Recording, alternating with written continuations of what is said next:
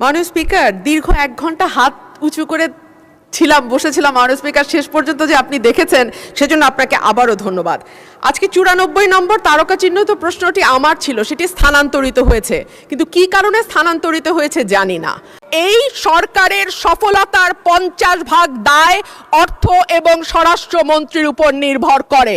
আমি আশা করেছিলাম মাননীয় স্বরাষ্ট্রমন্ত্রী আজকে এখানে উপস্থিত থাকবেন। মাননীয় স্পিকার, কেন যেন অপ্রিয় বিষয়গুলো আমার ভাগেই আসে।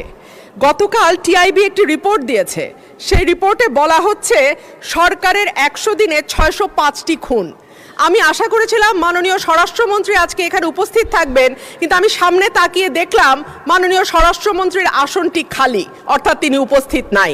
কি আর করা, তার অনুপস্থিতিতেই বলি। সরকারের প্রথম 100 দিনে দেশে হত্যা, অপহরণ সহ বিভিন্ন অপরাধে উদ্বেগজনক হারে ঘটেছে বলে দাবি করছে ট্রান্সপারেন্সি ইন্টারন্যাশনাল বাংলাদেশ। এই সময় দেশে 605টি খুন, 196টি অপহরণের ঘটনা ঘটেছে বলে জানায় সংস্থাটি। প্রতিবেদনে দেয়া পরিসংখ্যানে দেখা যায় মার্চ ও এপ্রিল মাসে মোট 605টি খুন, 294টি ছিনতাই, 90টি ডাকাতি, 196টি অপহরণের ঘটনা ঘটেছে। একই সময় পুলিশের উপর হামলার ঘটনা ঘটেছে 129টি, চুরির ঘটনা 2214টি। এছাড়া নারী ও শিশু নির্যাতনের ঘটনা ছিল 3496টি।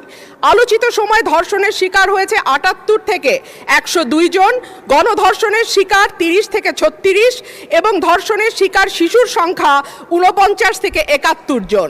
মাননীয় স্পিকার, আমাদের এই পরিসংখ্যানটি স্পষ্ট করে দেয় বাংলাদেশে গত 3 মাসে আইন শৃঙ্খলা পরিস্থিতির অবস্থা কি। আমি বলেছিলাম যে এই সরকারের অর্থনীতি এবং আইন শৃঙ্খলা, এই দুটো বিষয়ে যারা মন্ত্রণালয়ের দায়িত্বে আছেন তাদের উপরে নির্ভর করবে 50% এবং বাকি 50% অন্যান্য মন্ত্রণালয়ের উপরে, যে এই সরকারটি কতটুকু সফল বা ব্যর্থ হবে। আজকে মাননীয় স্বরাষ্ট্রমন্ত্রী সংসদে উপস্থিত থাকলে আমার পক্ষে সহজ হতো আরও স্পষ্ট করে বলা যে এই সরকারের সফলতার 50% দায় অর্থ এবং স্বরাষ্ট্রমন্ত্রীর উপর নির্ভর করে। সুতরাং মাননীয় সদস্য, আপনাকে ধন্যবাদ।